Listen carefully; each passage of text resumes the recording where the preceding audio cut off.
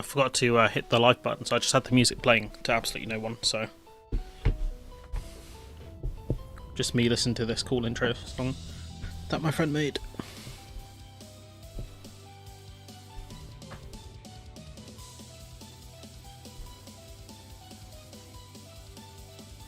So I get to listen to it again.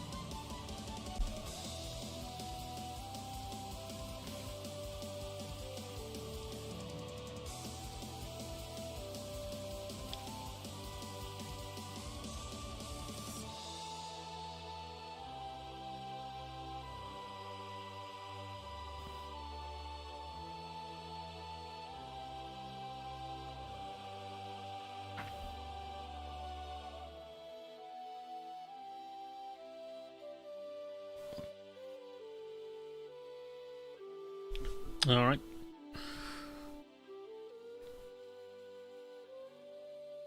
That's the intro music over, which means I actually have to do some work. So I found this really interesting video from Channel 4, which I've sped up slightly. Just because it's a long one. I don't want to be here forever. But I found this quite interesting because you've got, like, I think this dude here, Starmer's biographer, she's from The Guardian, and he's probably from some sort of right-wing paper. But he's the one that's making all the good points, which is unfortunate for the Labour Party. I agree with this dude here, Mr. Green Blue. The fit is not there. But, you know, he makes the best argument, so just have a listen. And the Guardian columnist Zoe Williams as well. Now, obviously, there's a lot to talk let's hear about where in he's terms of the actually future from. government direct That might be a good idea.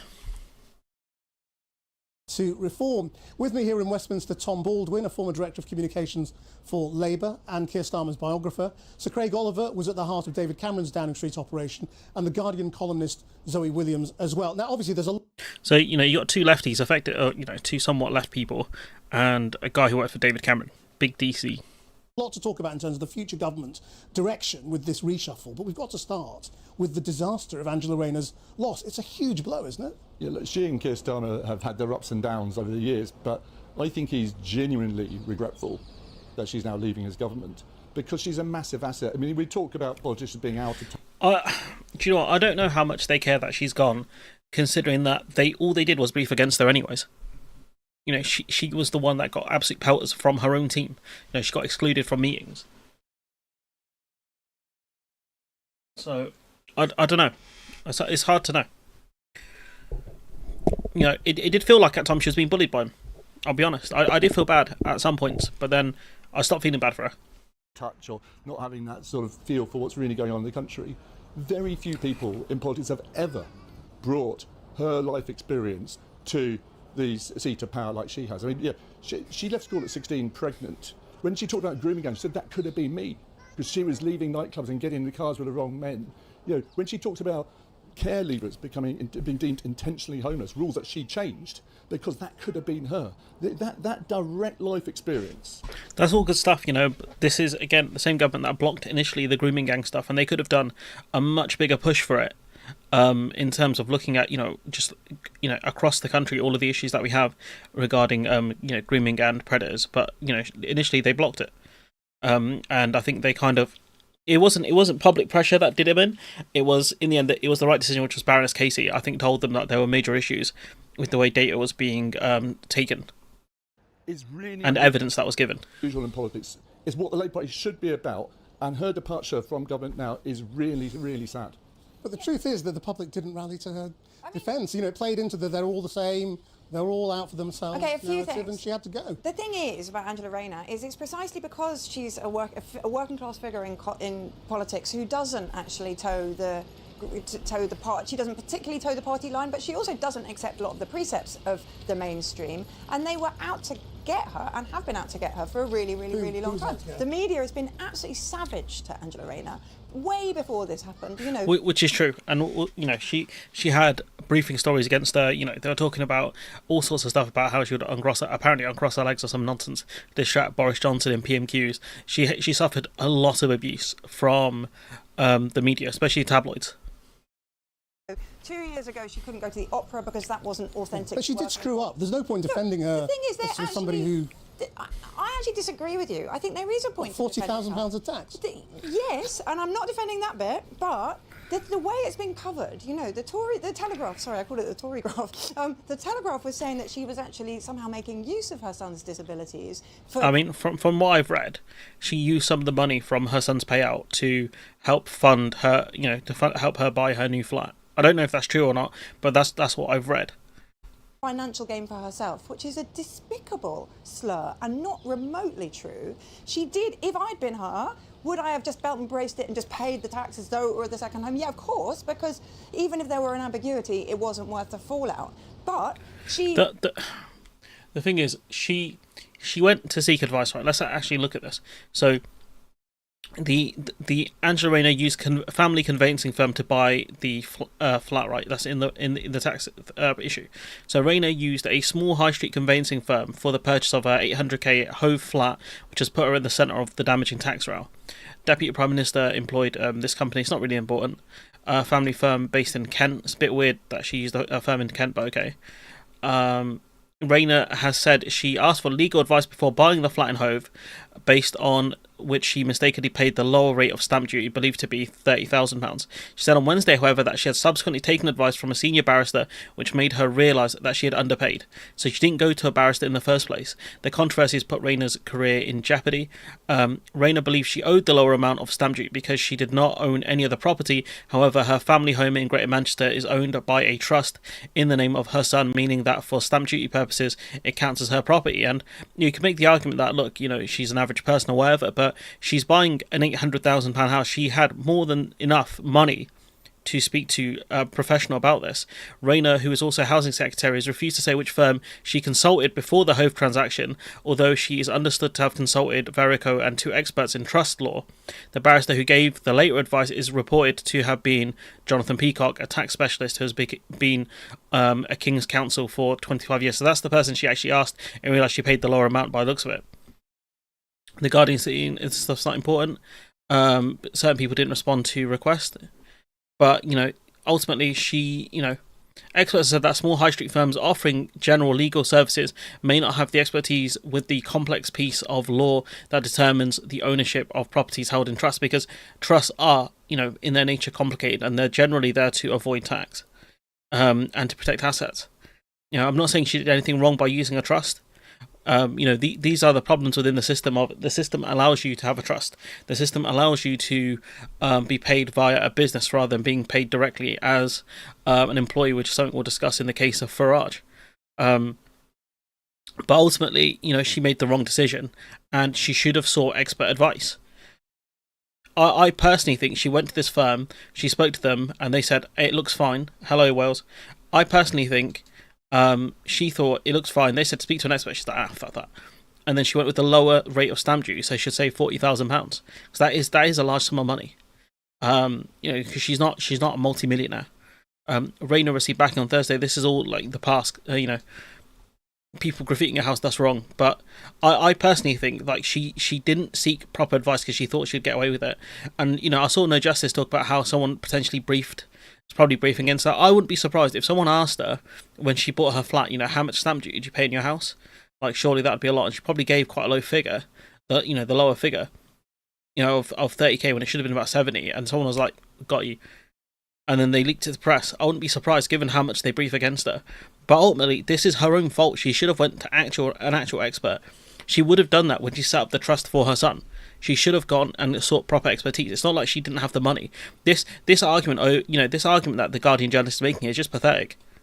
As was found by the ethics inquiry, she acted with integrity, just not smartly enough. And the way she's being described is as if she is the most mendacious, most mercenary politician this Parliament has ever seen. No one's arguing that. Like, no one's saying she's done anything, that egregious. It's the fact that she didn't pay the tax she should have done because she didn't seek actual expert advice, which she should have done. That is preposterous. But politically, whether you like her or not, being housing minister, yes.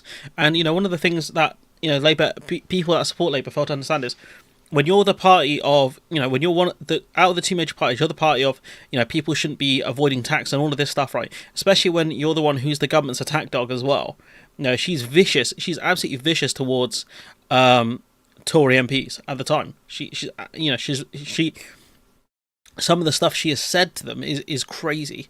Not in terms of like that bad, but in terms of like, for a politician to say that is crazy. And so she had to fall on her sword.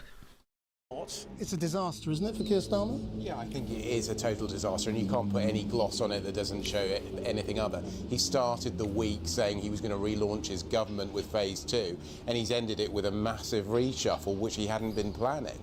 That is not good for any... That reshuffle we'll discuss at some other point, because that thing is a joke. Prime Minister or any government to be in that situation. I do agree with the points that Tom and Zoe are making. Like, she's a great character, an authentic person, and that she's made a real impact. She's one of the few cabinet ministers in the last year who's really come out of it, I think, with positivity, and I think that is a huge loss to Keir Starmer. The other side of that is if the boot had been on the other foot, she would have been kicking hard, and she's done that in the against Jeremy Hunt. She did that against Jeremy Hunt. Past, and there is an element of what's sauce for the goose is sauce for the gander here. Just on that, I think we have to be careful not to do what we call false equivalence here, right? She's been reckless, maybe careless, in how she bought a new flat, her only property in Brighton. It's an 800k flat, to be fair. There's no equivalence there between Downing Street being the most prosecuted workplace in the country during COVID, hundreds of millions of pounds of public money being handed out to Tory mates and Tory cronies. That's true. People should have been resigned over that. People should have been arrested over that. It's still not happened. We're still having inquiries going on, but that should have been, criminal prosecution should have been had against those people who allowed that stuff to happen. Boris Johnson lying so often. But that's all history. It doesn't matter. Parliament, there's no rule really against lying in Parliament. You have to correct the record, or you're meant to. But the Speaker's an absolute coward, so he's not going to enforce that. Didn't draw moral equivalence. It's not all the same. That's really dangerous when people say politics are all the same. Even the thing is, Labour said they would hold themselves to a high standard. The public are going to see this as politicians all the same, because at the end of the day, she's a minister who didn't pay the amount of tax she should have paid. That's it. It's not about the amount. That's what these two fail to understand. It's not about the amount. It's about what's actually happened. The principle of it. Even the report today says she acted with integrity. She's made a mistake and she's paid a price for it. It's because she didn't try and hide away from it. That's all. You can act with integrity when you do the wrong thing, but it's not a question of you acting with integrity now. It's you shouldn't have fucked up in the first place. That's the problem. Do you think that if there had been a Tory politician that was in exactly the same circumstances as Angela Rayner, that she wouldn't have been kicking them? I think she probably would have been kicking, but I think when she was kicking people like Nadine Zawahiri, that was about millions and millions of pounds, not £40,000. I mean, I think you do have to. I need to add something to that, which is that you get a huge insulation from being extremely wealthy. So I know nothing at all about Boris Johnson's divorce. I know nothing at all about Matt Hancock's divorce, because they've got money. So I don't know where they pay for expensive lawyers. They pay for the expensive lawyers. I don't know where the equity went in their houses. I just don't know. Whereas when you're... Well, we don't... I mean, with Rayner stuff, we shouldn't have known. The problem is it became public once that information about the stamp duty came out. Like, this is such a bad defence from the Guardian journalist. Such a bad defence. Kind of Angela Rayner, all the money she's got is money that she's worked for, is quite transparent. You are at a disadvantage, I think. I mean, she's not, though. She had, like, when you buy an £800,000, when you can afford to buy an £800,000 flat, fair enough, some of it's on a mortgage, right? Maybe most of it. There's no, you can't make the argument she doesn't have the money to go seek expertise or whatever. If anything, right? If you're a person who's come into money, you've become rich, right? You're the most. You should go seek expertise more than someone who was already rich, because they're gonna, you're gonna have a financial expert actually explain to you how to use your money properly, because otherwise you'll just waste it or do something stupid like Rayner's done. The other aspect, though, of what he's lost is a woman who could reach parts of the Labour Party that he can't. But it's more than that. Keir, I mean, if Keir thinks... If it's like Keir being... Everybody's talking as though Keir's been super ruthless and very smart and he's really just, like, surging through. But actually, this weakens Keir, not just with the Labour members who really liked Angela, not just with the left of the parliamentary party who were feeling rebellious and fractious anyway, but also with his own detractors in the centre-right of the Labour Party. They were never going to move on him, because the alternative was always going to be Angela Rayner, because she was deputy. That's not true. Just because she was deputy does not mean she would have taken over. I don't think that's true at all. When Boris Johnson went, Dominic Raab didn't immediately step in and take over. It doesn't make sense. Because they're on a first-name basis, they're besties. She's a Guardian columnist. Me and Keir isn't that much of a threat. He's in a much more precarious position. He definitely, it's a definite loss for Keir Starmer, but he did say he was going to behave like this. I mean, he said to me before the election that no one's going to believe that I want to restore trust in politics until I act. And this is the guy who took lots of freebies from people, but okay. When a minister is in clear breach of the ministerial code, they will be out. I don't care who they are. I don't care whether it's Rachel Reid, whoever. They will be out. And that's, to be fair to him, that's what he's done. We often point out when promises don't fulfil their promises. This is a promise met, and it's worth pointing. Now, I'll be honest, right? He probably told them to resign to save face. If you watch the show Thick of It, right, with Peter Capaldi, absolute goat, right? One of the best people out of Scotland, right? He's there at the start telling this minister, right, you can either jump or be pushed. And so I wouldn't be surprised if Starmer's team told Rayner, told Roshnara Ali, told Tulip Siddiq, and any other minister who resigned, right? These are all women. Louise Hay, right? Who told them that, look, your position's untenable. It's either you resign or we're gonna have to let you go. And so I would not be surprised if that was the case. So I think he does deserve some credit here, even though these scandals have dragged out a little bit. I think in this case it was okay, but I think with the ones with like Tulip Siddiq, for example, where she has massive allegations from Bangladesh about where the money's come from her family. Roshnara Ali, that was a clear-cut one. Louise Hay, again, she shouldn't have been given a cabinet position given that thing that happened in the past, or she should have been upfront about it. But ultimately, I don't think he's handled this one that badly. I'll give him that. Out too. They could have been more ruthless, couldn't they? I mean, they could have said on Monday, this is going to be a disaster, you need to go now. But I think the thing is, Christian's point, I think she told them she acted properly. And if it come out that she had acted properly, it would have been a massive firestorm going the other way. He waited till the end of the week. He's done the old-fashioned thing of establishing the facts, asking an independent... Could have just read the government website. No, asking the independent, and it's important that you have an independent ethics advisor. The reason why Boris Johnson didn't have one, this government's got one, asking the... Boris Johnson did have one, he just chose to ignore him. ethics advisor to to do a report, waiting for that and then acting. That's how governments should operate. But Tim Allen, began his big new job as the executive director of communications this week in the Monday reshuffle. Shouldn't have been the man in charge of the message. Shouldn't he have been saying, you've just got to go, Look, I've been in situations before where at the beginning of the week I've said to the Prime Minister, I'm pretty certain by the end of the week this person's going to have to go, and you are going to spend this entire week investing political capital in them, and that's going to be problematic for you. The case of Maria Miller, I think, was a good case of that. The entire week was spent defending her, and then she had to go. And that's what happened with Boris Johnson. Under Boris Johnson, they wasted so much political capital defending people. But the other thing Boris Johnson did was, he'd say, "Oh, it's under investigation, can't discuss it," and then let that investigation drag on for months on months. That was the Boris Johnson special. But the thing with Boris Johnson is for some people he was likeable, but also because he had so many scandals on the go, public couldn't focus on one single thing. Neither could the media. I'd just say one thing to Tom here. I think that he's doing a brilliant job of trying to put a gloss on this, but he's clutching at straws here.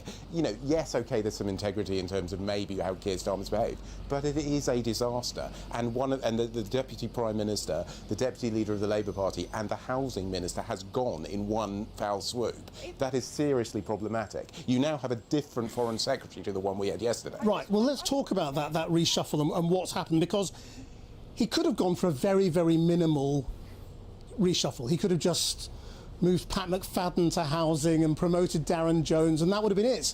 No need for a big reshuffle. Instead, he's gone for a massive reshuffle. All the key people have lost their jobs, except arguably two of the big problems, Rachel Reeves and Ed Miliband. Why has he gone for this? Ed Miliband isn't the problem. Well, I mean, if you're trying to fight reform, those are the two issues, aren't they? Yeah, it's because they don't like Ed Miliband. I really reform vote is actually like net zero. Yeah, you have to be careful with that. I also need to take. We'll come back to that, but why has he gone for a big reshuffle rather than a little one? I think he's trying to distract from the story. Having a bigger reshuffle, it takes away from the whole thing with Rayner. So I think that's one of the reasons he's done it. He's also done it. I want to talk about the reshuffle in a separate video, because I think making Shabana Mahmood the Home Secretary is such a disastrous idea. I think it's a really, really horrible idea. Look, it is. I think they were planning a big reshuffle. I think they brought it forward. I think it does have the advantage of, seizing the initiative, reinvigorating a government which has been bashed around a lot. I think there are other things going on. I mean, I think for a long time they've regarded Yvette Cooper as an obstacle. Now, there was a tweet actually about this saying that Starmer wasn't a big fan of Cooper, which is weird because they brought her in. So it's a bit strange, and I wonder what she's been an obstacle to. Let me see if I can find the tweet, 'cause it'd be worth having to hand. Here it is.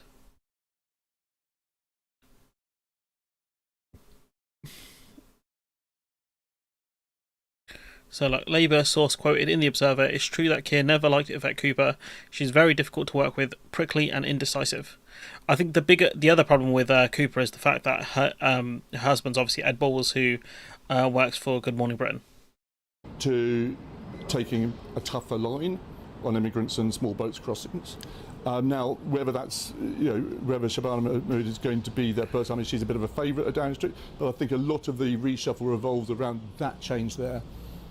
Zoe, what were you going to say? Well, I really need to take issue with this idea that the cabinet ministers who are unpopular with reform voters are somehow a problem for the Labour Party. The problem for the Labour Party is that they don't have more cabinet ministers who reform voters don't like, because there is such a thing as a political divide in So this what country. problems do you think they are solving with this reshuffle? What they think they're solving is, I mean, basically, they think they're solving. If they put Yvette on foreign, then they don't have the problem with her in the Home Office. What was the problem? Well, the problem was that everything about her past as a politician was pro-asylum seekers, pro-humanity, pro-decency, and then she was suddenly and that's a problem in the modern Labour Party. She was Party. suddenly having to come out and make these ridiculous cases like, oh, I have St George's flags all over my house. I've even got a Yorkshire flag. I mean, she was trying to out-reform reform, and it was making making her and the party ridiculous. I think she will actually, ironically, be less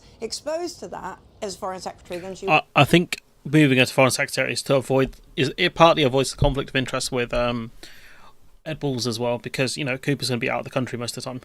Was as Home Secretary.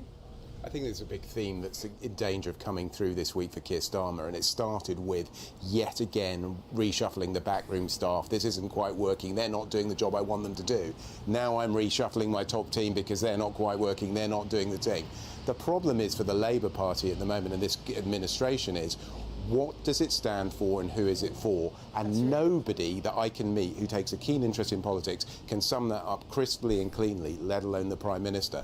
And as long as he goes round and round sacking people left, right and centre and saying that, until he gets to the point of saying, this is what this government is for, this is who it's for, and is able to say that clearly and be able to demonstrate day after day after day that that is what is happening, he is going to continue with problems like this. And there's a real danger that today is the moment that the wheels have come off this administration and it won't be able to right itself. It's got a big budget coming up, that's a problem. It's going to have to elect the deputy leader of the Labour Party when there's going to be a running commentary on policy of the government.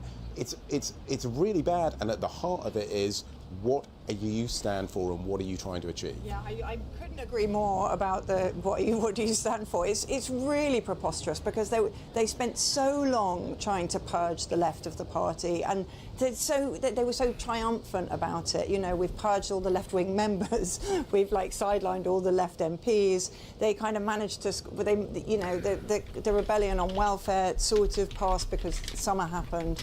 But really, the real problem with that was nothing to do with process. The problem was, if you've got no left of the party, then somebody in the centre needs to tell us what it's for, because I haven't seen them know that. And do you see this reshuffle as a purge of the left? Well, no. I mean, the left got purged ages ago. Ange hasn't been... what a claim to make. The left got purged ages ago. Crazy. That is nuts. The left got purged ages ago. Thank you for admitting that. Appreciate it. Ange left because Ange left, but that, it wasn't purging the left for her to go whether she went like this or any other way. Look, political parties aren't necessarily coalitions, and I think there has been a sense among a lot of Labour supporters, a lot of Labour MPs, that this government has been a little bit in hock to a media narrative that this is all about reform, and that they've spent too much of the summer basically saying, Nigel Farage is right, please don't vote for him. And I think it's very important now that Keir uses his conference speech, that Rachel uses her budget to reassert a sense of Labour values which are different to those of reform. If you're going to be, as Keir Starmer said to me, a progressive Labour Party fighting... He never picked her. She was elected by the membership. She wasn't picked by Starmer. The populist right to reform, you have to speak some Labour language. Now, Ange was brilliant at that. I hope she continues to do that from the backbenches. But it's really important that clear message, that clear... Being on the backbenches, at least she gets to enjoy her flat in Hove. That's all I'm going to say on that one. Narrative about who we are is expressed. Now, it doesn't mean that do you know what everything you it do... is? No, it doesn't... So Craig say, when they reshuffle, the press team in Downing Street, that's got to be about men. No, not everything is not what he has for breakfast has got to be the message. But I do think they've got to take this opportunity now. But you can't make every single thing a critical moment. You can't keep sacking your people and saying they are to blame. But also, can I just say, not take responsibility. And that's the thing, though, isn't it? Like, it's the problem Man United have as well. It's you can sack as many managers as you want. The problem ultimately is in the board. You can sack as many people as you want, as many ministers as you want, as many spads as you want, but the problem ultimately is Starmer. What are Labour values? Are they British values, European values, Western values? They are the best values, world-beating, tremendous. They will get there. They need to find a message. This week may not be the best moment to express that message because there's too much going on. But there are big moments coming up. Conference, budget. But does he know? The question is, does he know what his mission is, what he's here for? And do you know what it is? Because you spent more time with him than anyone else. But exactly. You're really betraying yourselves, all of you, as insiders so deep-seated that you think conference speech is going to be the inflection point when everybody understands. I mean, that's like too insidery. That is not what knowing where you're going is. And everybody nobody... Opportunity to say it, though, isn't it? Yeah, but Tom, but nobody takes it. Nobody takes it. I mean, there's a serious question. Do you know what his... Where are they doing this? This is really nice. This area is really nice. I think it's like a common green or something like that. great mission is. Yeah, I've always been confident that Keir Starmer has a set of recognisable left of centre and also British values. Left of centre? Left of centre? Are we sure about that? Throwing trans people under the bus, throwing minorities under the bus, talking about flags, criticising asylum seekers. So, of decency, fair play, the rule of law. These are things which I think Keir Starmer really stands for. I don't think he needs this vision, which is one of these political insider words. I mean, when I get into a car, I don't say I've got a vision about where I'm going. I use sat-nav, right? So yeah, but it's a plan, a vision, some sort of idea. You have an idea of where you're going. You don't have to use the word vision, but Starmer is like wander, no vision. So you need to have some idea of where you're going. You can't jump in the car and say drive. Do you know how stupid you sound? I think I think he can express those values. I think the danger is that people are always looking. There's a big sort of media political industry saying, "What's the new, big idea? What's the 3-word slogan that's going to take on for?" Well, I don't think. Dude's moving like this. He's like, I beg to don't cooperate for this.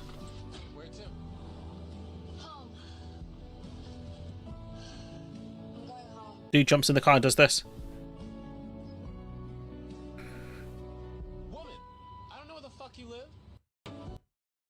You gotta know where this, you gotta know where you're going. He needs to do that. I don't think he needs some single big vision. I think it does need to demonstrate that yeah, I can't forget the Enoch Powell speech. How could we? He stands for Labour values. But he's the one. The thing is, he is the one who said Farage is the big opposition. It wasn't the media narrative. It is a media narrative now, but he said it very early on. He said reform of the opposition, not the Conservatives. We all know what Farage stands for. Now, whether you think he can deliver it or not, I mean, with Farage, he's a bit iffy, which we'll talk about actually, because there is. Oh, I keep playing with these magnets. There is a point where people, with Farage, he's very slimy at what he does, and he uses a debating technique, which we'll discuss further on in the video, because I think you guys will find it interesting. I definitely did when I thought about it. Is a different thing, but we know what he means. If you create a vacuum in politics, it will be filled by other people. You have seen throughout the summer Nigel Farage running rings around the government and the Conservative Party, setting the agenda. And I'm sorry to say this, Tom, Keir Starmer's biography cannot tell us what the government is about and what it is for. And that is a real problem. It's not about techniques and trying to win over the media and all that kind of stuff. It is in the way that Attlee said, I want to set up the welfare state and the NHS. We know what he wanted to do. What is the equivalent project for Keir Starmer? But also, hang on a sec, because the thing is, all that kind of, he stands for decency, he stands for British values. There is literally no politician, including Nigel Farage, who wouldn't say that. So it's not a question of that he needs a vision, as in he needs a big new thing, and it's not a question. Well, he had one, grow the economy, reduce net immigration, boost rights for workers, build 1.2 million homes, big up BlackRock. He did have some sort of vision, did he not? Of he needs something that everybody could write down in a paragraph. It's the reason people know what Nigel Farage stands for is that he doesn't equivocate. So he does pull back. He's very careful of his audience.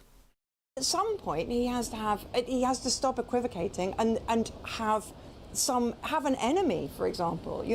There is Keir never has an enemy. He's never against business. He's never against wealth. He's never against anything. He's never against anybody except a little bit less than whoever Farage is against. And that it is a problem. He doesn't seem like he has a passion for a different kind of life. Well, look, I don't think it is necessarily the case that the public know exactly what Farage stands for, and I think one of the things that Labour really need to do over the next few months is take on reform from being a sort of feeling, like Brexit was a feeling, as an abstract concept rather than a specific proposal. I think the referendum would have been won if you'd actually had a specific proposal, because there's never a majority for a specific form of Brexit. And I think as reform now had to have a programme for government, and I think as it emerges of who they are, it will be actually easier to define who Labour are and what Labour is about. And I think you're going to see a lot more about fairness. So you're going to let reform set the stage. Is that what I'm getting from this bit? suppose, because there's never a majority for a specific form of Brexit. And I think as the Reform now have to have a programme for government, and I think as it emerges of who they are, it will be actually easier to define who Labour are. No, you absolute melon. No, that is not what you want to do. That is not how you want to do this. You're doing the exact opposite. You're going to let Reform set the stage again, and you're going to be playing catch-up with them again. That's what's happened this last 6 months. Reform has said, we're going to negotiate with the Taliban for returns. Labour have said, oh yeah, we're looking at doing the same thing. Reform have said, we're going to stop the small boats. Labour have said the same thing. You know, Labour have talked about potentially reforming the ECHR. Because Reform have said it. Like, no, you absolute moron. This is not what you want to do. You're not setting pace here. You're letting your opponent set pace. Just baffling how stupid this man is. Honest to God, man. Honest to God, like, I can't believe it. I genuinely cannot believe that this is the strategy you want to go by. This is the exact wrong thing you want to do. You want to be on the front foot on offense, not on defense, not in politics. You never want to be on defense. Oh my God, man. Oh my God. He's doing the Van Dijk defense strategy. You know the one where Bruno Fernandes scores like from 40 yards out because Van Dijk's running back like a lunatic. What Labour is about. And I think you're going to see a lot more about fairness. You're going to see a lot more about opportunity. There's some idea These are vague concepts, man. These are vague concepts. You know, fairness, opportunity. What do those things mean to people?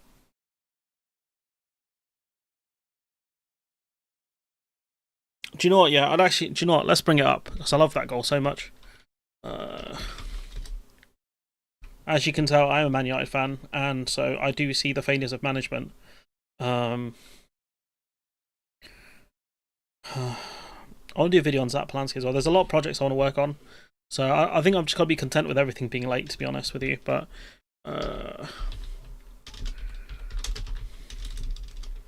yeah, let's see if I can find it. Yeah, here we go.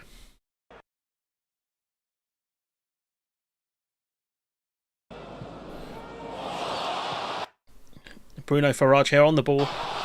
He had Van Dijk just running away from him. I don't know if you can see it in the shot. My boy, fam. Big up. I don't even want to tar him with that brush. So look. You can't even see it in the shot. Bro's running back. Wait, let me see if I can find a better one. I want to see if I can find a better angle. Oh, so irritating. Oh, I'm so getting copyright claim for this. It's going to be... Just for this point, I'm going to get copyright claimed. It's going to be so worth it, just so you guys can see this goal. So, look, yeah. Manchester United running. There's the economy Labour inherited. I can do this. I can do this. Only I can do this. Can't afford to do it. I can do this. I can do this. So, look, there's the economy Labour inherited right from the Tories right here. We saw Manchester United running it. Here you got Keir Starmer here, running back, running away. Here we've got Bruno Farage here on the ball. Look at that. Bam. Ball's gone over Rachel Reeves because of the fiscal rules. The physical rules because she couldn't jump to it high enough. And then bam. So you got to hit the bell notification, man. I can't, like, with YouTube. Like, that's it. So yeah. That's just the way it is. So yeah, here you go. Play by play. There's the Tory economy. There's your boy Sakir. And yeah, Bruno Farage here on the ball. Oh, could watch that all day. Watch that all day, honestly, all day. But yeah, I hope you guys see what I'm saying with that reference. I hope you guys can say this.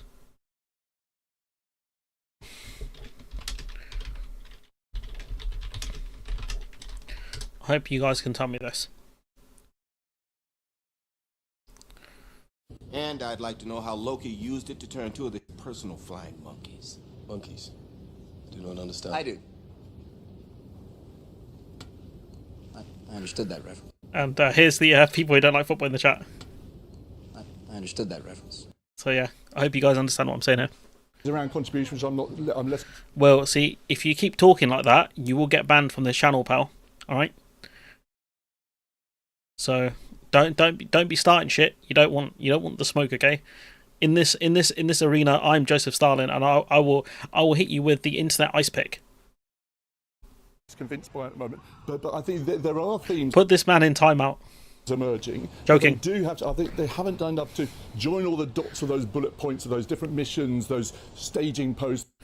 those milestones, there's too many bullet points, and you need to join the dots. The missing membrane has been a very clear expression of Labour and rather traditional British values, which I think Keir Starmer can represent. I just don't think it's been done well enough before. I mean, what All just vague nonsense. Utter woke nonsense is what he said. happened to mission-driven government and all of that? You know, I mean, Exactly. It's gone. What Has was it? the three-word? What was the three-word thing? Was it the beginning of this week or the end of last week? I don't like three-word slogans. I think three-word slogans. I think three-word slogans, what it was, whether I it's can't take remember. back control, get Brexit done, smash the boats, are part of the problem that we've got in this politics. It's a ridiculous conversation. We are going round and round in circles trying to Why is the David Cameron guy the smartest guy in the room? Why? How has this happened? work out what the hell this government's trying to do. This is madness. And isn't it terrible? Isn't it a damning indictment of what's actually happened today, that it's resulted in three people who follow politics incredibly closely who can't begin to say what this government's doing or what it's about. You keep saying that. I don't think it's true. But you have, well, give me one example. No, you want a three-word slogan. No, that's not what he said. That's a straw man.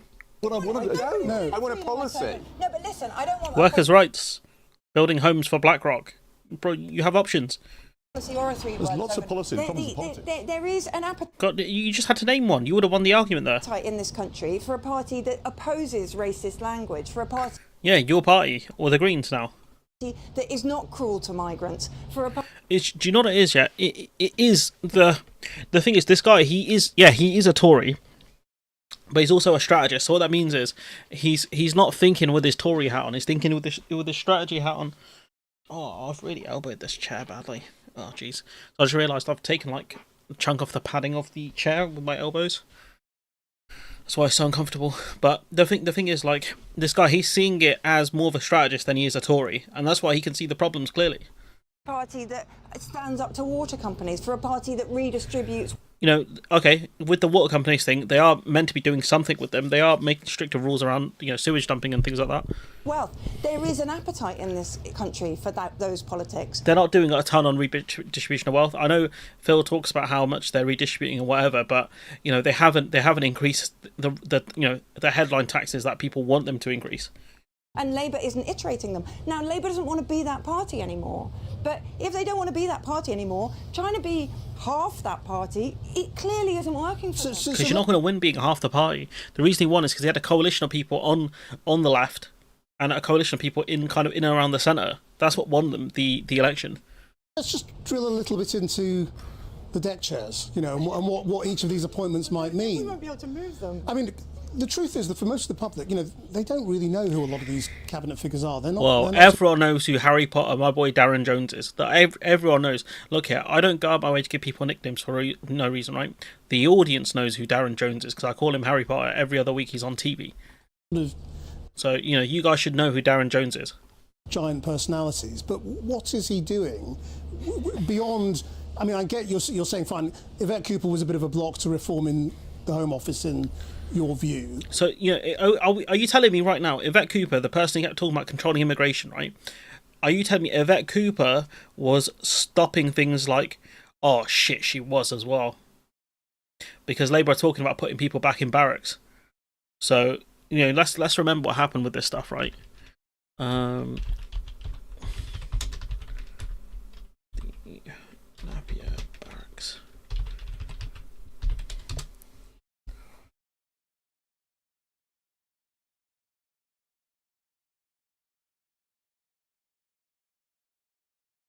So Napier barracks.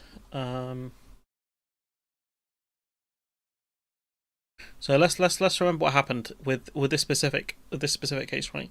So Napier barracks was a temporary facility for housing single male asylum seekers operating from 2020 until its scheduled closure in 2025, which will be now this month at some point.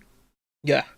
But its use has been extended due to a large increase in small boat arrivals. The facility faced controversy and criticism for its overcrowding, isolation, poor health, safety conditions, and mental health impact on residents. High Court rulings and government reports found the conditions to be unlawful and below minimum standards, right? So they want to put more people into places like this. Fucking hell. Maybe I'll miss Cooper after all. What else has he achieved, though? I mean, why move Peter Kyle? Why move Liz Kendall? Why give all of these people new jobs? He's Darren Jones. He's Bristol, isn't he? He's not from Wales. why Pat McFadden has been moved to welfare. Big spending department, but actually that proposal was sunk below the waterline. You know, I think it's because they're going back for another bite, aren't they? And well, fuck it. Oh no, please! I beg no. I beg no.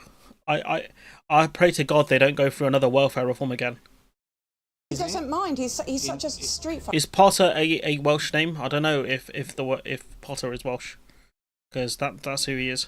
Pat McFadden. well, if they are, then that would be interesting. That's a complete disaster. There's no way they can do this. They would have to be the stupidest people on the planet to do this. Did they not see how damaging it was last time they went after PIP payments and things like that? This is insanity at this point. You know, I ask you guys a question all the time: is sanity the price to pay for power? Right? I played that clip, right, and I played it half as a joke. I didn't mean the part. Yeah, I know you meant about what's his name, Darren Jones. Oh shit! This is the problem with giving people nicknames. You forget who they are, right? I play this clip as a joke sometimes. Where is it gone? You know. I fail to see the logic here. Senate. The price to pay for power. But geez, if they go after welfare again, that is an absolute disaster. This will be one of the stupidest things that I will see this year, or when it happens. It'll be the dumbest thing that month. Honestly, I think they will now. McFadden has some leverage. McFadden has leverage. If you take welfare, right? This is what I mean by doing stuff. So this is a doozy here, guys. I love this one. Watch this. Labour values. Now, Keir Starmer has experience of disability. His mother was very disabled. His brother was disabled. He knows about this. So he could do a big speech talking about his personal experience of this and then say, we are going to change this. We are going to try and slow down the increase in the cost of disability benefits. But it's going to be informed by Labour principles. We don't put children into poverty. We take children... I can't. There's a Tony Blair clip that covers this. Honestly, it's a bit annoying. Tony Blair, Tory cuts. There was a video on it. There was a video where he talked about this. Oh, I can't find it. It's annoying. Where he talked about the Tories do cuts by saying, oh, unfortunately, we don't want to do this, but we have to cut your welfare receipts. This is the most stupid thing. Imagine going, right, I know about disability. My mum had a disability. My brother had disabilities, right? So I'm going to cut your disabilities. We're going to reform the system. This is like David Cameron saying, how dare you say I'm going to cut the NHS? My son was saved by the NHS and he cuts it. It's so public. It's so obvious he cuts it. This is abhorrent what they're doing here, because you've got Rayner, who's got a son who has disabilities, and she was one of the ones that was involved in the PIP cuts. She was involved. There's collective responsibility. She's a minister, right? If she didn't agree that she had to resign, she should have gone then. So this, same thing with Ed Davey. Ed Davey talks about his son, being a carer and all this stuff, right? They cut money for carers. They cut money for the disabled. They cut money for the NHS. To use his late family members like this, if Starmer did that based on the advice of this bozo, right, would be one of the most disgusting things I will see as a person, in terms of metaphorically speaking. Just because our PM came from a modest background, it doesn't stop him being exactly. And that's something I do want to discuss a bit more at some point. Children out of poverty. We make sure that resources go to the people who really need them. Yeah, we keep the 2-child benefit cap. And young people who can work should be encouraged back to work. Those are Labour principles. Those are principles everyone can sign up to. And if you did welfare reform through that, I think you can take the country and the PLP with you. No, you fucking won't. No, you fucking won't, because they'll see straight through that. People will see straight through that. That's what I mean about. But what was Liz Kendall clearly this man's father was a toolmaker as well. Fucking hell. Getting wrong that Pat McFadden will get right? Well, I mean, I think Pat McFadden, he'll knock heads together. Liz Kendall used to get quite... The problem wasn't in the DWP itself. The problem was the MPs didn't back it, because you guys stood on a manifesto of not doing this kind of stuff. Quite grumpy, but she didn't in the end head off the rebellion, and they probably think that wasn't her job. That wasn't her job to head off the rebellion. It was the job of the Prime Minister to do that, and the Chief Whip. McFadden could. I mean, I don't think it's going to work, but I think that's the thinking. Why don't you think it's going to work? Well, because now that it's been galvanised, those MPs, it was a large number of Labour MPs voted against that, or kind of threatened to, and now they're not going to sit. I mean, I don't know whether it's actually going to pan out this way. But after the bond markets at the end of last week, a lot of people were saying they're going to have to go back for another go at welfare reform, and I don't. Welfare reform, reform. Okay. I don't think those MPs are going to go, oh, now I've heard about the bond markets, I'm not going to rebel again. I think it's going to be just as bad, if not worse, than last time. There's a much better way to approach these reforms than the one they did. They made it presented as a cut. I think people are playing in to a sort of Daily Mail, Sun, Times, Telegraph thing about everyone on welfare as a sponger and a cheat, which is not true. And I think there's a better way to do this. But you start by saying we're going to be a better Labour government, not a bad version of a reform government. What the fuck does that mean? What the hell does that mean? Wasn't the biggest reshuffle you can imagine an opportunity to really look at Rachel Reeves? I mean... Oh my gosh, that's so harsh. What? She's the problem. Look, guys, I don't want to keep taking a victory lap on this, but the problem is always going to be the fiscal rules. The bond market is a big problem, and I think that they should make it so it's more accessible for the average person to buy bonds, not just a bunch of rich dudes, and the pension funds and people with extreme wealth whose money makes money, right? They should make it so the average person could buy a bond if they wanted. Well, I mean, there have been lots of people. The thing is, all of this stuff, right? The fact that the NHS is still, still backlogged and still doesn't have all the provisions it needs, right? The fact that the schools are still breaking down, right? It goes back to the Treasury. That's the problem. People saying Rachel Reeves is going to have to go at some point in time. But if you as a government lose your Chancellor, historically, that really is admitting that the game is up. It is very... Again, why is this guy, again, the smartest guy in the room? It's pissing me off. He's right. Rare in history for a Chancellor to go and that not signal the end. It might take a while. But Boris Johnson got rid of Javid. And that wasn't the thing that sunk Boris Johnson. I think at that point was it was COVID really. So I don't know. To happen, but I think he would be extremely nervous. And what signal would it send as well? Zoe was just talking about what was going on in the gilts and bond markets and increased interest rates, that kind of thing. That message is that somebody who's talking about actually being in fiscally responsibility is going. Who replaces them? Do you then frighten the horses of the left wing of the Labour Party by putting somebody who really is into... So do you think the fact that they're not... Do you what? I kind of missed that bit. Who replaces them? Do you then frighten the horses of the left wing of the Labour Party by putting somebody who really is into... So do you think the fact who that... really is in Turkey? They're not, she was absolutely... The first thing they said was she's not losing her job. I think that tells you that the fiscal rules aren't going to change. Oh, God. They painted themselves into a corner on the economy, and Reeves and Starmer are tied at the hip, and they hang together or hang apart. It's probably like Osborne and Cameron. That would have been utterly disastrous to have lost the Chancellor today, or to have moved the Chancellor today. I mean, it would have looked extremely chaotic, wouldn't it? To lose your Deputy Prime Minister and lose your Chancellor in the same day. It would look like self-sabotage. Well, is it worse than moving your Home Secretary and Foreign Secretary? Yeah, I think so. Yeah. I think the Chancellor's the most important person after the Prime Minister, so all he's doing at that point is moving position 3 and 4, really. So it's not that bad.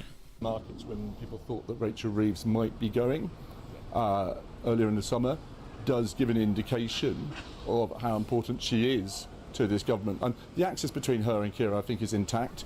I think it'd be very strange to spend the summer planning to start trying to express what this government's about with the budget. That's one of the opportunities to express it, to then remove the Chancellor just beforehand. Have we got a date for the budget yet? Yes, November the 26th. Yeah. Okay, because it's already going to be hideous. That it's going to be.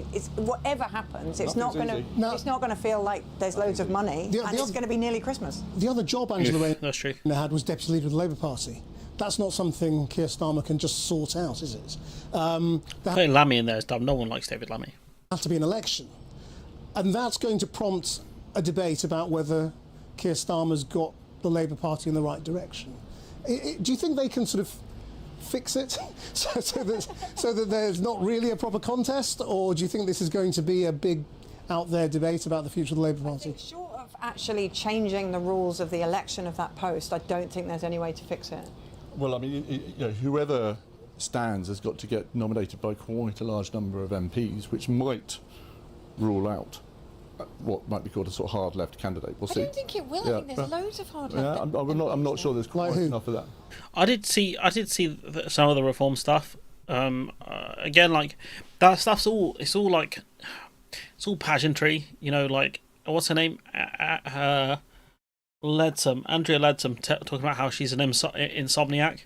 Like, I'd die of cringe if I watched it. I'm not going to say. Sorry, no. I've got a tiny bit on it. As a candidate, who would be the candidate? Oh, who would be the candidate? I mean, it could Please, Diane Abbott. conceivably be Louise Haigh. That's probably. It's not going to be her. She is too recently. She was essentially let go by government.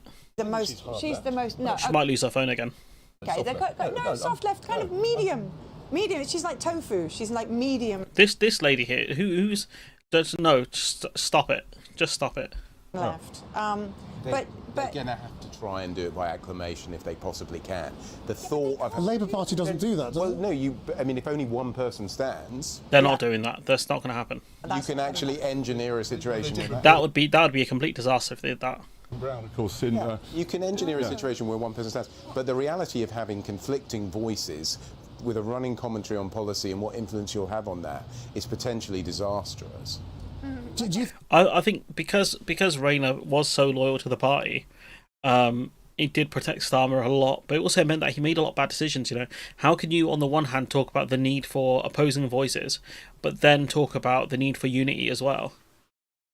Do you think a single candidate is possible, and who would it be? Look, I don't think there's a huge. Yeah, and the point people make about divided governments and things like that, you know, Gordon Brown and Tony Blair, from what I read, you know, had lots of disagreements on things, and you know, they still managed to win a hat trick. Appetite. Was it? No, it was 3. In a PLP for a long and divisive election about direction of this government. I think that I think a contest is not necessarily a bad thing, provided it's within the Labour's a broad church, but as Neil Kinnock likes to say, churches have walls, and as long as it's within that framework, I think that's not necessarily a bad thing, because there does need to be a reconnection with the party. There needs to be a reconnection with Labour voters as well, a lot of whom haven't been hearing enough about why this is a progressive government, I think. Well, it's not though, isn't it? After what you've done with trans people, it's very hard for anyone to claim the Labour government, at least socially, is a progressive party, even though there's a brother who doesn't understand what socio-economic policy means. Yeah, and I think Kit is aware of that. So I think this could actually be a positive thing in a way to have a deputy leadership contest. It can go wrong. I'm not guaranteeing, but I think in the right way, fought in the right way, it could be a positive. But is there another Angela Rayner who is a soft left candidate, but who is loyal to Keir Starmer? Lisa Nandy, there's lots of different It's things. not going to be Lisa, but it would be. I can see it being Louise. Please, not Lisa Nandy. I beg, no, please. Please, no more. I can't do this, guys. I can't. I'm struggling. I watched this video earlier today. I can't do this. Honestly, I'm just baffling. Lisa Nandy, really? I can, a harder left candidate. Just give the role to Bridget Phillips and let me die, please. Be Clive Lewis. But the truth of it is, whatever happens, this is not going to be great for Labour, because if it's just ringside seat on internecine, quite bitter. This is going to be me, guys. Honestly, at this point.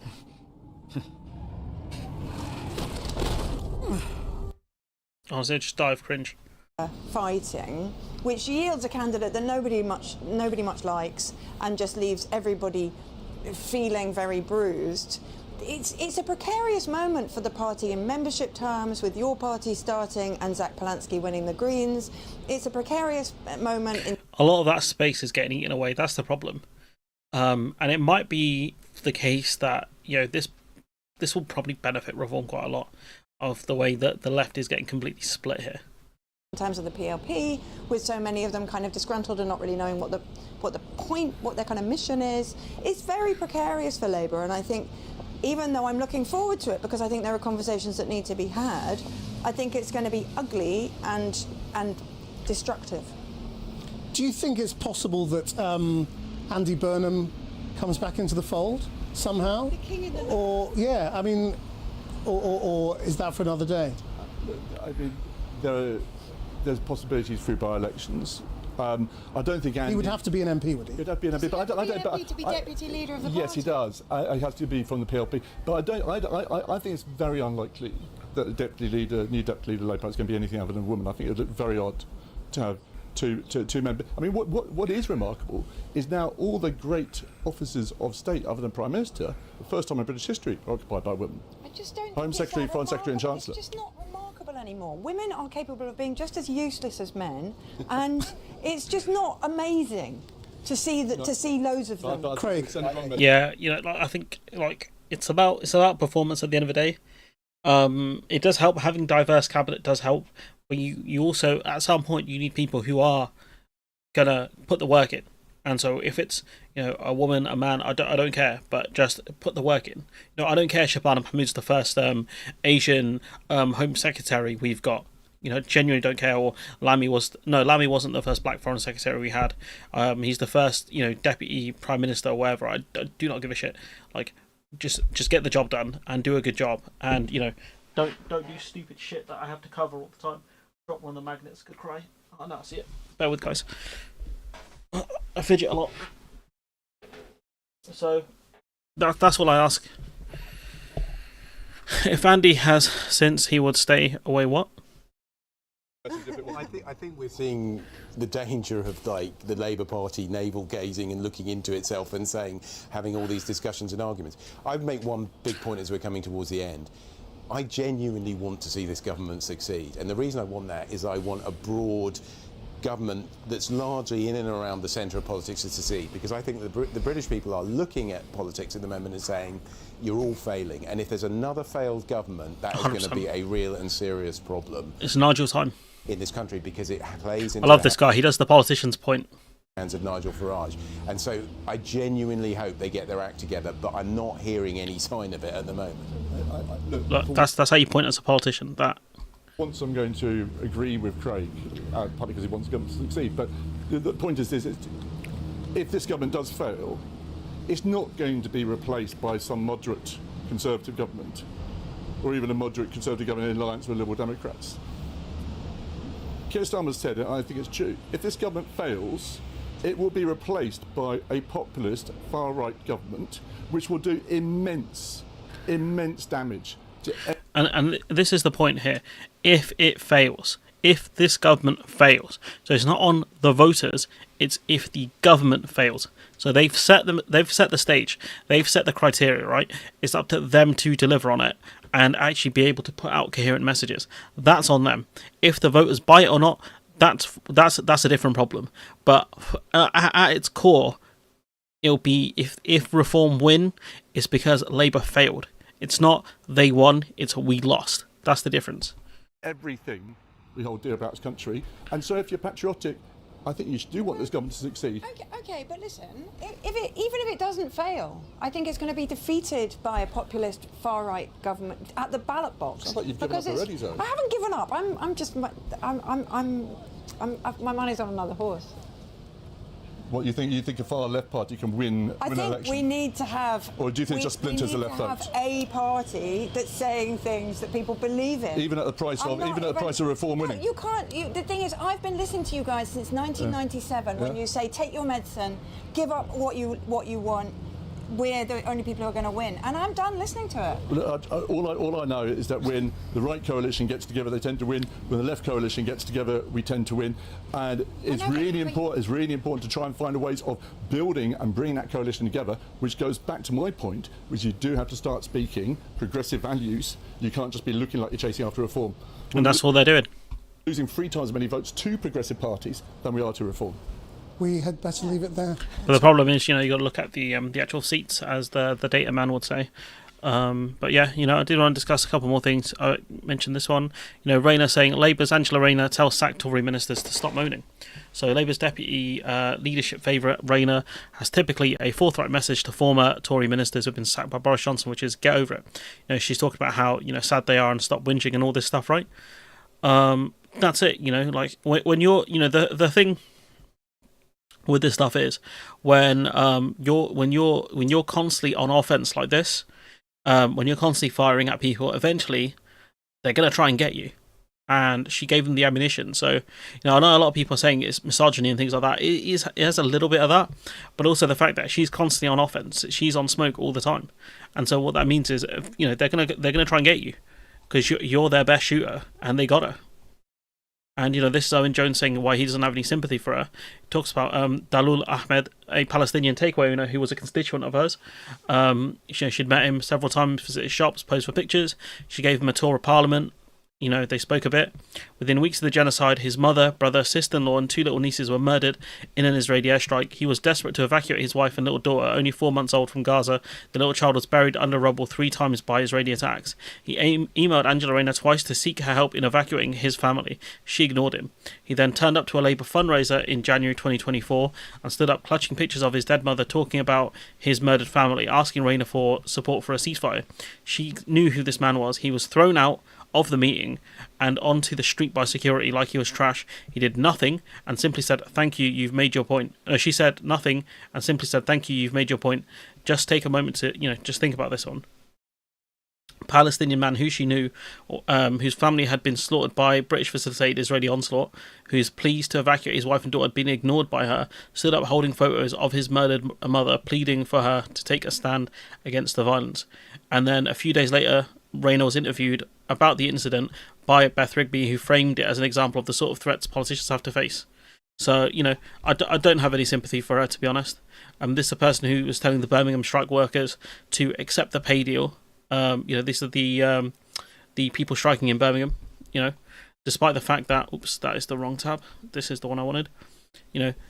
Birmingham bin workers could lose £8,000 annually due to the Birmingham Council's decision to remove waste recycling and collection officer roles as part of the equal pay settlement. So effectively, it's an £8,000 pay cut, and she's telling them to accept it. Very progressive. So you can be someone who grew up working class, and you can have the aura of someone who grew up working class. And she's pushing some progressive policies, but she's also pushing regressive policies, and she's also pushing part of a cabinet pushing regressive policies, and collective responsibility does exist. So I find some of the defence of her a bit egregious. I want to talk about Gramsci a little bit, but I've got to do a lot more reading on him, to be honest. But he does talk about where is it called? Culture and intellectual struggle. The concept emphasizes the importance of intellectual work in generating new ideas, norms, and cultural forms that can be challenged and replace dominant ones. I think, regardless of where you come from, if you're a rich person, I think the fact that she's a working class person is massively overegged, to be honest with you. But I think, regardless of where a person's from, it's about the ideas that they're pushing and the person that they are. And, I think ultimately, I know she gets branded the class traitor a lot, and, to an extent, I actually do agree with it for the large part. I would also go with this as well. I would say that she has betrayed her roots to be part of this government. And where's it got her? Yeah, she got a fancy flat in Brighton now. But she's out of cabinet. She's lost track of power, and I think she's going to be deeply unpopular after this. I've not found any recent polling data to say how popular Labour MPs are with their membership. Cabinet members. She definitely ain't going to be top 5. So she made her choice. It is about where you are. And that's it. Has she challenged the hegemony of the state? The dominant ideas that we have as a country? No, she hasn't. So yeah, there's not a lot of sympathy, especially when the government are still pushing. The government talk about this workers' rights bill. People constantly talk about how good it is, the biggest leap in a generation or whatever. If you look at again what Sharon Graham's put out recently. Indeed, yes. We've heard from the General Secretary of the TUC this morning, that's Paul Novak, claiming that he has confidence that the government will not retreat on the workers' rights bill. That's a view that's not shared by my guest, Sharon Graham, the leader of the Unite trade union. You've said today that the proposals on fire and rehire are now a burnt-out shell. Why is that? Well, look, what the government has done is it's amended its own legislation. done their own amendment to make it easier to fire and rehire council workers. So the government have done this themselves. So, this generational workers' rights bill, the one that was meant to get rid of 0 hours contracts and then change it to exploitative 0 hours contracts, right, is going through the Lords, I think. And public sector workers. And so for me, there is no ban, and that is a huge watering down of what they said they would do. And what about the amendments that were passed in the Lords? For example, the Lords passed an amendment to scrap the compensation claims from day one, making it 6 months. Up to now, it's been 2 years.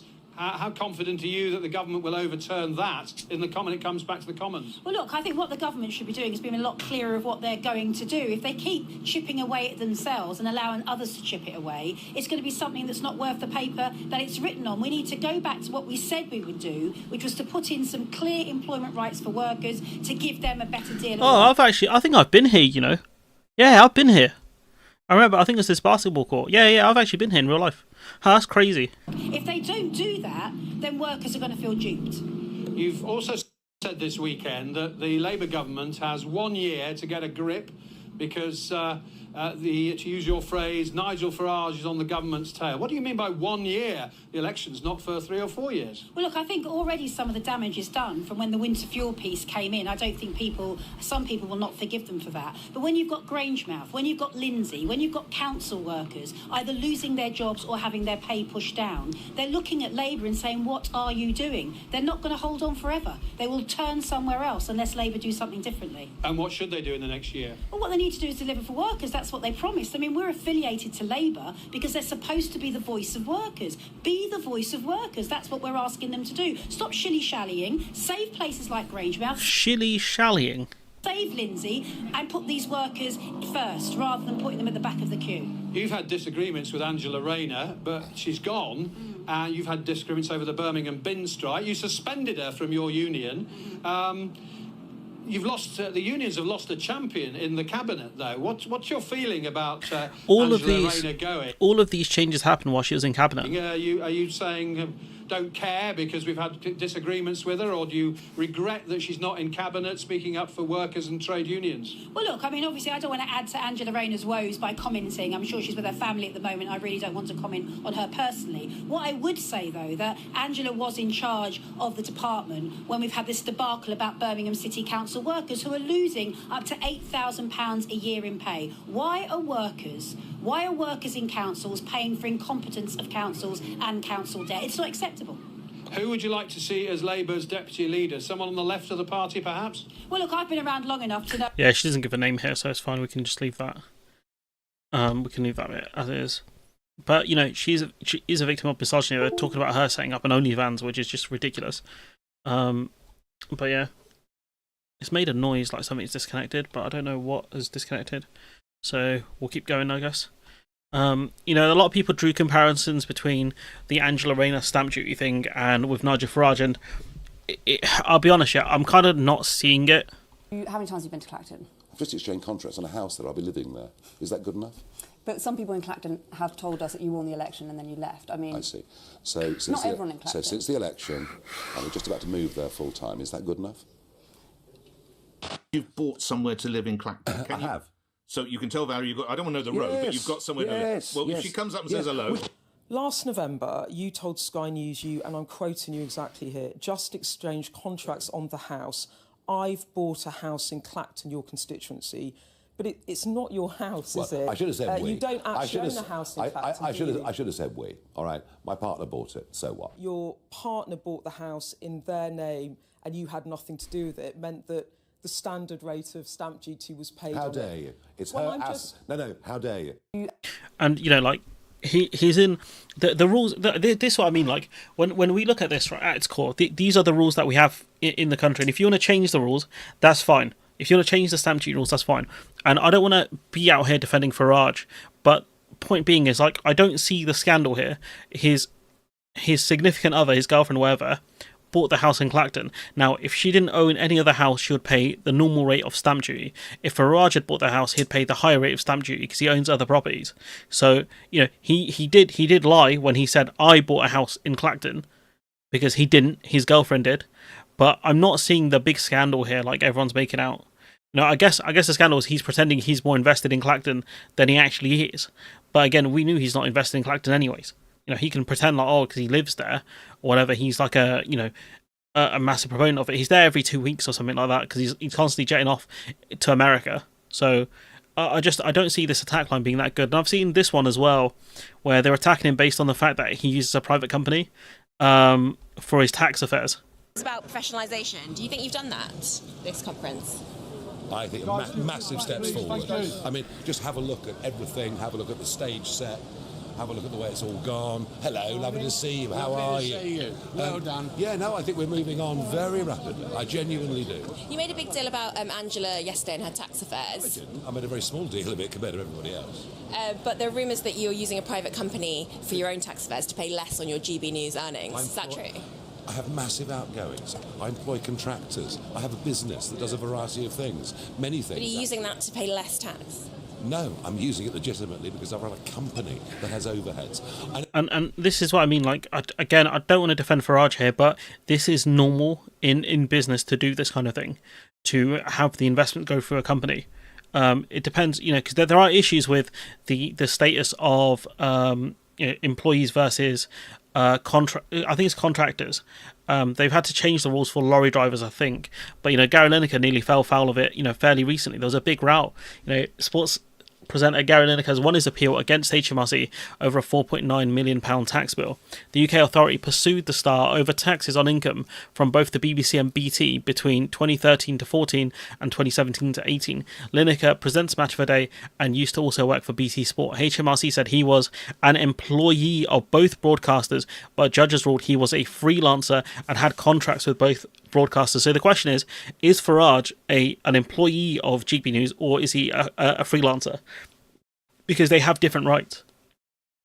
So the effect of my conclusion, this is the judge, is that because there were direct contracts between the BBC and Mr. Lineker and BT Sport and Mr. Lineker, the intermediaries legislation IR35 does not and cannot, as a matter of law, apply, Tribunal Judge Brooks said in a statement.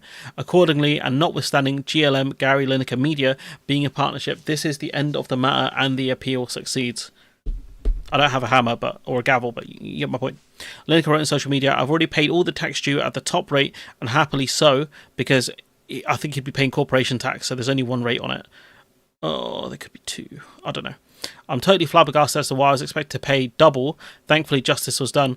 IR35 was designed to clamp down on tax avoidance by so-called disguised employees who charge for their services via limited companies. So this is obviously a problem within the tax system. But point being is that, like, this is the system we have. If you want to reform it, that's fine. But you're in government. If the Labour Party are mad about the way, or if any Labour Party, this is a conversation I had with someone yesterday, right? If the Labour Party are mad about, the media, if they're mad about the way this tax system is, or if the voters are mad about this, right? The Labour Party have a stonking majority. They can reform this if they wanted to.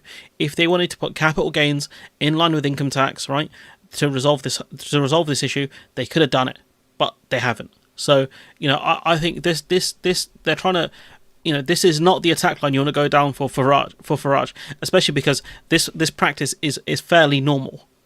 Farage using a private company in this way seems like it's industry standard. So I'm just not seeing it. It is silly. I don't see the comparison between these two in this instance. If you guys in the audience think there's a comparison to be made here, by all means, you've got the comments. And if you want to make a strong argument for it, then maybe we can debate on Discord. But point being is, I don't think this is the argument you want to use on Farage. And Farage lashes out a Mirror reporter, saying it's disgusting after the tax question, which is hilarious. It looks like she was basically blocked from asking him any more questions. If you want, Farage doesn't want to publish his tax returns.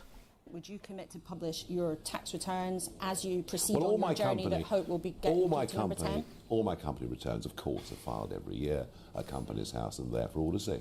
If they wanted to go after him, they should have discussed how the Americans basically clapped him in the Senate recently.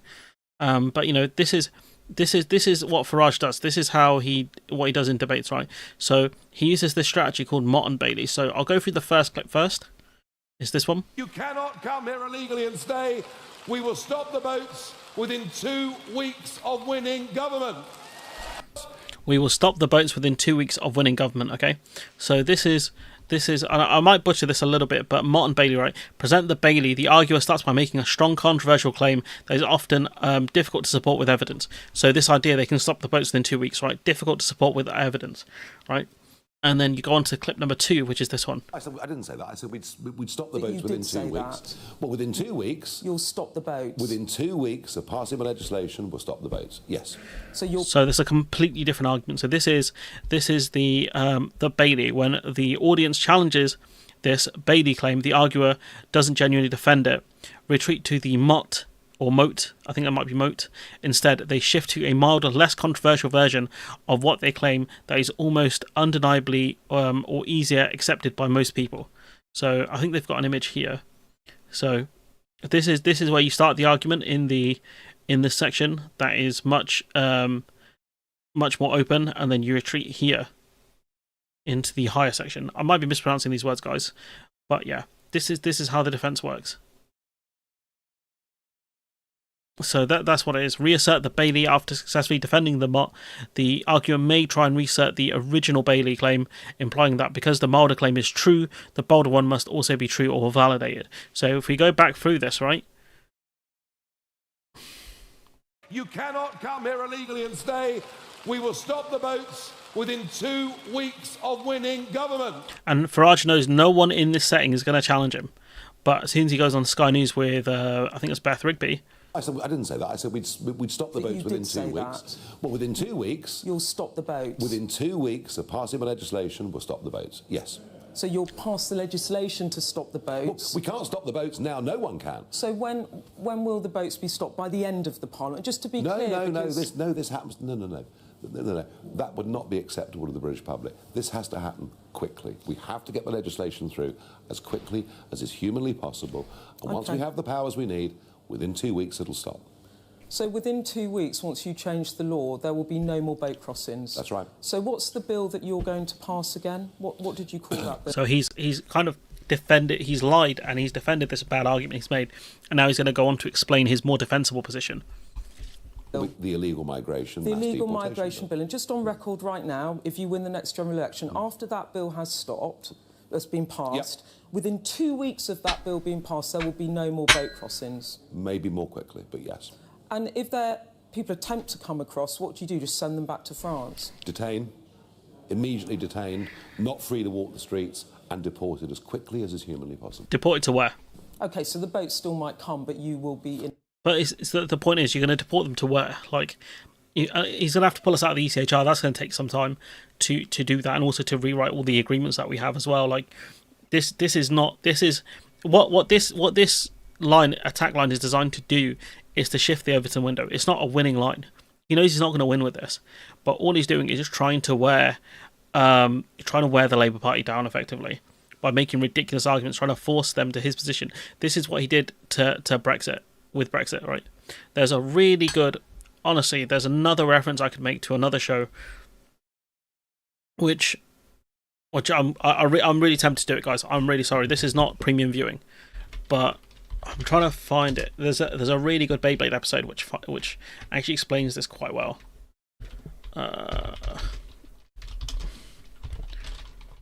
There was a really... Honestly, is like the way they explain it is great. I'm trying to figure out which bit it would be in this. That's the problem. But there's a bit where Max goes on offense. Knock Tyson out of the stadium. No, I can't. I don't know if I'll find it. I'd have to go through transcript.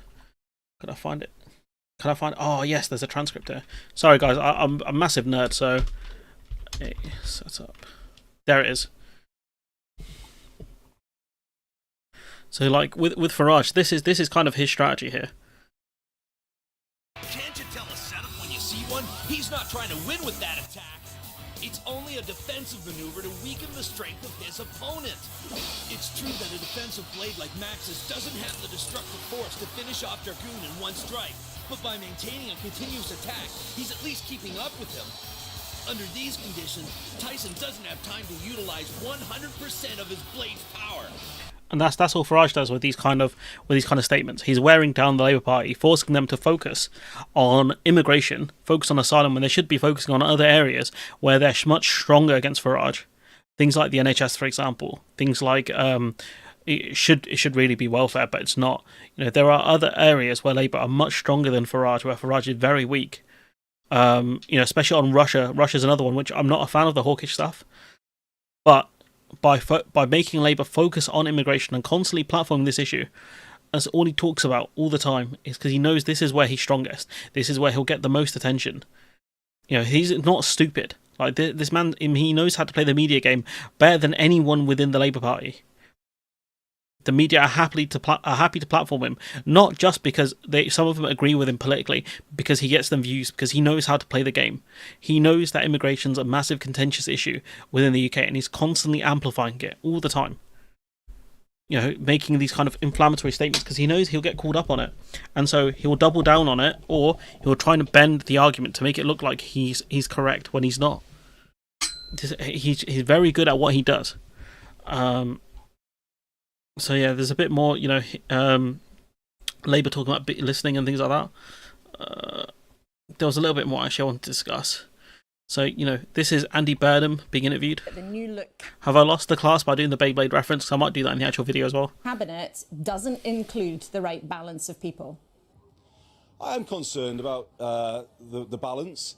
And I think, we need to use the deputy leadership contest to discuss some of these things. Actually, not a running commentary on what the government's doing. I think we need to recognise that having a leadership contest for the deputy leader in a period of government, you don't want everything sort of opened up on what the government's doing. But I think it is right to have a discussion about the internal management of the Labour Party. And in a time where the scale and the nature of the challenge we face is such as it is, you need everybody pulling together, all parts of the party pulling together. And that points to a party management style that is less factional and more pluralistic. Labour MPs need to listen to them more and respect them more. They were the ones who, if you like, caused the change in terms of winter fuel and disability benefits. But, they shouldn't be punished for that. I see good people, good MPs losing the whip, people like Rachel Maskell. That doesn't seem fair to me. It didn't happen in the governments I was in. You had Corbyn who voted against, keep it's a Labour policy. A new Labour policy, and he was part of the party, because what these dum-dums don't understand is that when you kick people out of the party, there's no loyalty left anymore. Why should people think like just voting against keep its legislation is disloyal, right? When you kick them out of the party, do you think they're gonna go away quietly, or do you think they're gonna speak out against you? When Stalin kicked out Trotsky, this man was still writing letters and posting stuff about how much he doesn't like Stalin. Like, people in politics don't just go away. So your best bet is keeping them, in the party, but you use the argument, it's a broad church. It's what Tony Blair did. How we had this guy 20 years ago who understood politics way better than the people we have now is crazy. We're meant to keep improving as a society. You would expect politicians to continuously understand how to play the game, but instead we've got a bunch of goons who don't understand how to do anything. Gordon Brown's government or Tony Blair's government, we need a different style here so that everyone is included and we pull together. Do you think Keir Starmer and his team are too thin-skinned then? They can't hack the criticism? I understand that, but I think at times it's gone too far. And as I say, I would like to see our MPs respected more. That is the debate we should have during the deputy leadership contest. I know you're not going to endorse a candidate this morning, but what kind of person do you think should take on that job, and what should their role be? Obviously, I'm biased, but somebody from these parts, I think, would be great. Louise Hay, possibly. No. Lucy Powell, who I think. No. Is she any good? No. Did a brilliant job in government. I think she got sacked recently. She got shuffled out. That's what it needs. We need to hear the voice of the party, the voice of the members, and then the voice of our communities behind that, particularly in the north of England, to counter that London centricity. And I just would say more broadly, I think it also needs to be a bit of a reset for the government. You know, I wish the new cabinet and the ministerial team well, and I'm here to support them and work with them. But I do think, you know, there needs to be a reset of the way we're doing things. If the government says it's going to do something, it should just do it. It can't be right that we're still in negotiations about the Hillsborough law, for instance. That's unfair, in my view, to the Hillsborough families. You know, Who the hell's playing music? This is a moment to sort of like take a bit of stock, reset, and then as one Labour team. Yeah, I don't know, man. I think you make some good points, and you know, this whole listening thing is important. I mean, we're doing so well internationally, and our standing is so much higher. We're back on the international scene. But domestically, things just don't seem to be working. I mean, there are things that we're doing which are fantastic, but nobody seems to know about it. You know, the highest wage growth, you know, building some homes, you know, having actually investing in green energy. All of these sorts of things are brilliant achievements, but nobody seems to be hearing about that. They hear about the mistakes. And the question is, why are we making these mistakes? We can't afford to keep doing this because we've gone from having the fantastic gift from the British public of a huge majority to now being at 20% in the polls, and we will have... The thing is, you guys were never that popular. You know, if you think about it, in the space of a year, they've lost about 16% because they had, 36% of the vote.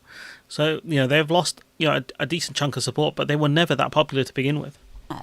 In the next election, I think the biggest fight of our lives coming, you know, which is against Farage. And the last thing we want is to go from a position where it was thought we would be in for 2 terms to hand our country over to Farage. And we'll have more time to get into this later on, but if you could sum up in a sentence what you think the mistakes represent, what is it? I think it's not listening. I think it's not listening to people of goodwill who want the party to succeed. So who is that then? Are they listening to people like Morgan McSweeney? Because you remember, she is also, you know, Emily Thornberry is also a person who briefed against Starmer initially when he became leader of the party after the failures, I think, in Hartlepool. Then she was forced, you know, she was in the shadow cabinet. She defended the indefensible, which was, you know, the genocide in Gaza. You know, a really, really awful clip here. Genuinely, like, let me see if I can find it quickly.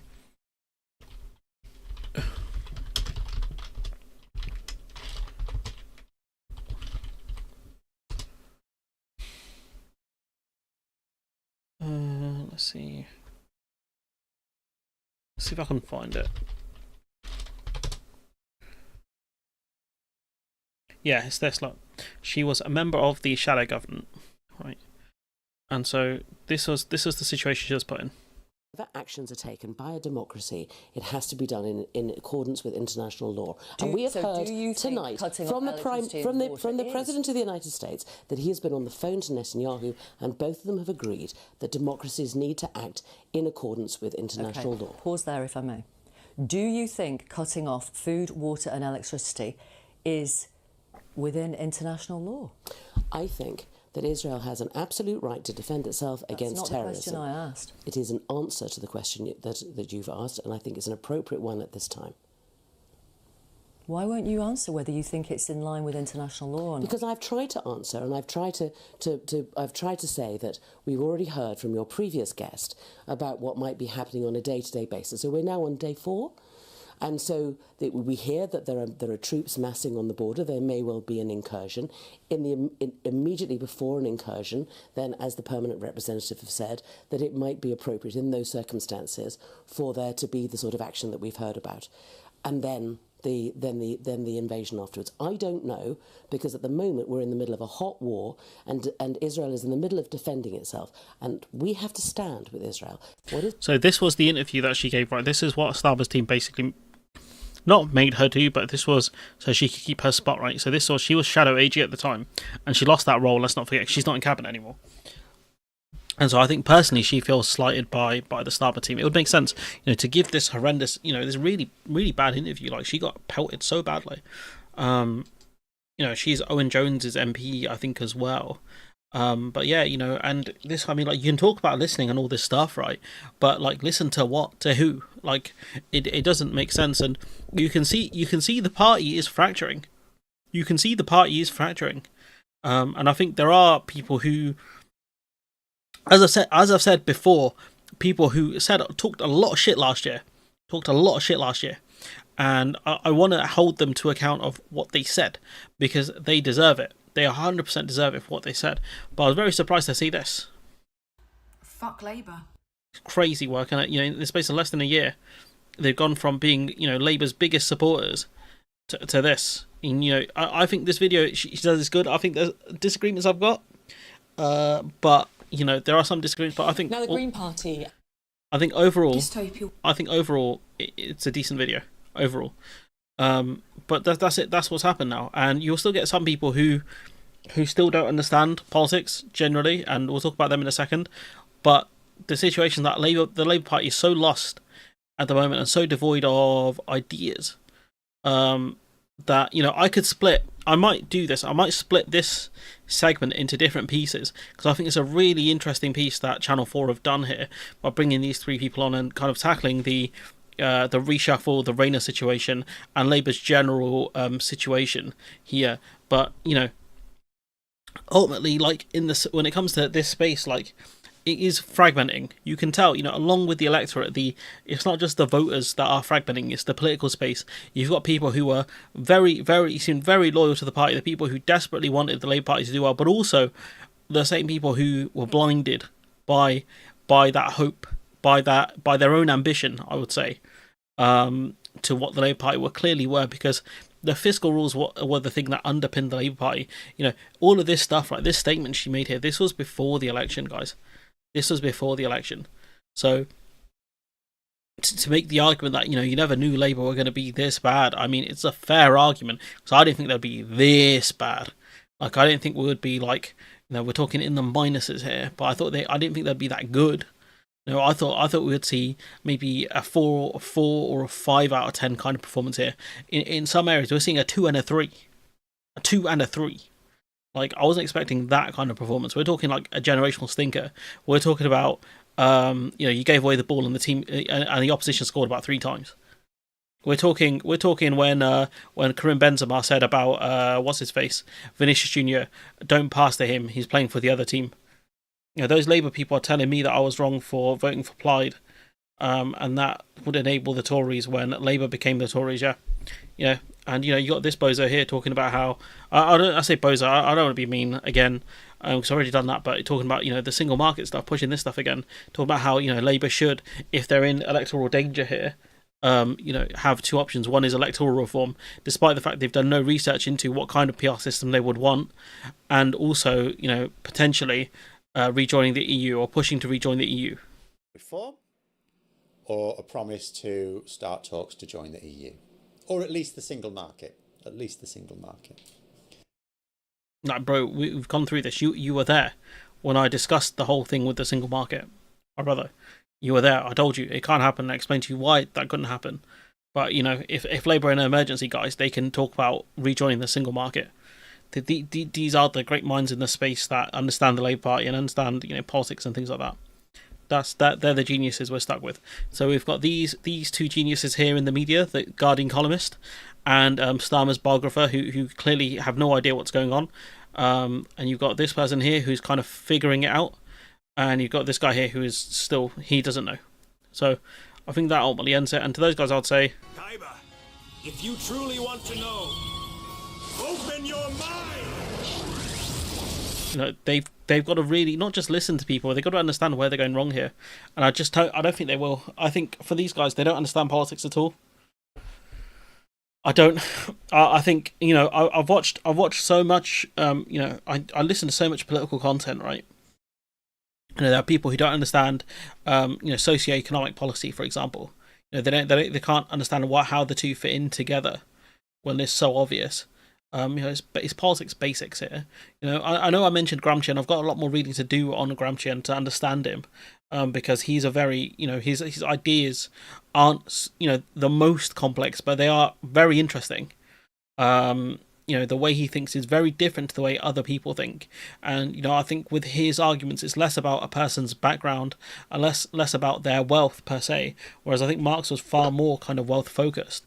I think Gramsci was more, it felt like, the bits I've read about him, you're on the team if you have the ideas of counter hegemony, regardless of your background. If you share, these ideas, how to change norms, etc., build a better world. I think Gramsci would have you on the team, even if you were part of the bourgeoisie.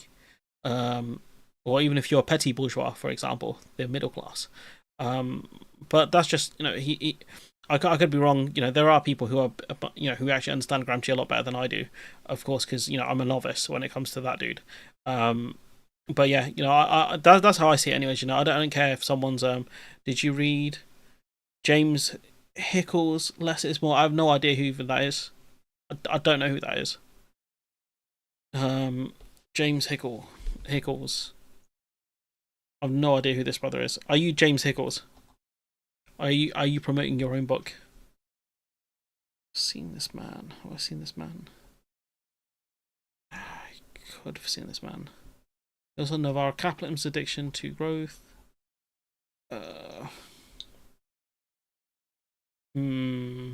Maybe I've seen him in a thumbnail. He looks familiar. But no, I have not. Jason. Sorry, did I say James? Sorry, Jason Hickles. No, I have not. So, if you want to send me a copy of the book, feel free. No, Jake, I don't really read that much anymore. I've got Alex's book downstairs somewhere, and I haven't had a chance to read it. I'm not a big reader, not anymore. I was at uni. I was when I was like a kid. I still love reading.